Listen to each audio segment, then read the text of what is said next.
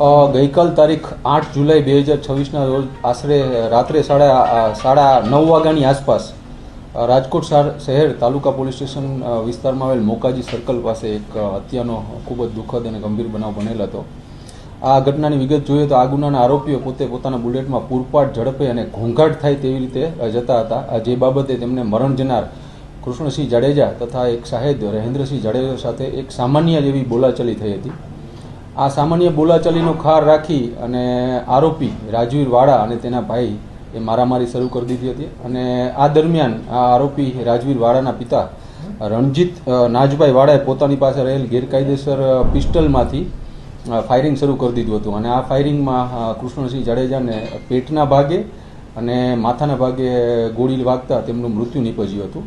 અને બીજા સાહેબ રહેન્દ્રસિંહ જાડેજાને માથાના ભાગે પિસ્ટલના કૂંદાથી ગંભીર ઈજાઓ પહોંચાડી અને આ આરોપીઓ ત્યાંથી નાસી ગયા હતા. આ બનાવ અંગે રાજકોટ તાલુકા પોલીસ સ્ટેશનમાં ભારતીય ન્યાય સંહિતાની કલમ 103(1), 118(2), 3(5), 352 આર્મ્સ એક્ટ અને જીપી એક્ટ હેઠળ ગુનો દાખલ કરવામાં આવેલો હતો. બનાવની ગંભીરતાને જોતા રાજકોટ શહેર police commissioner Shri Brijeshkumar Jha sir, અધિક પોલીસ કમિશનર શ્રી ચૈતન્ય માંડલિક સર તથા ડીસીપી ક્રાઇમ શ્રી જગદીશ બાંગરવા સરે આ આરોપીઓને તાત્કાલિક પકડવાની સૂચના કરેલ હોય, જેના અનુસંધાને રાજકોટ શહેર crime branch PI AS Chavda, PI Jadav તથા પીઆઈ ડામોરની ટીમો આ આરોપીઓને પકડવા માટે સતત પ્રયત્નશીલ હતી. આ દરમિયાન ટેકનિકલ સર્વેલન્સ, હ્યુમન ઇન્ટેલિજન્સ તથા સીસીટીવી ફૂટેજોની મદદથી રાજકોટ શહેર ક્રાઇમ બ્રાન્ચની ટીમોને આ આરોપીઓને પકડવામાં સફળતા મળેલ છે.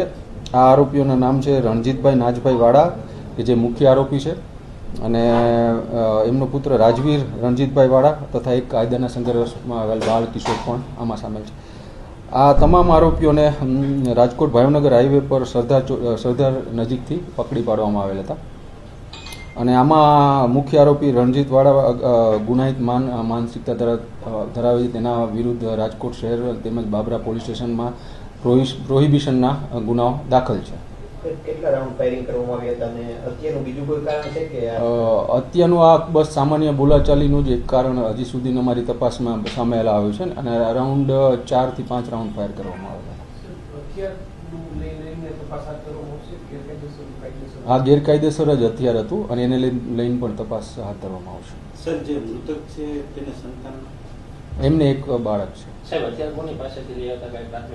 એ હાલ આ તપાસ માનનીય police commissioner Shri Brijeshkumar Jha sir દ્વારા ક્રાઇમ બ્રાન્ચને સોંપવામાં આવેલ છે. અને ક્રાઇમ બ્રાન્ચના પીઆઈ MN ડામોર આ તપાસ ચલાવી રહેલ છે. તેમાં આ તમામ હથિયાર ક્યાંથી આવ્યું હતું એ તમામ બાબતની તપાસ તજવીજ કરવામાં આવશે.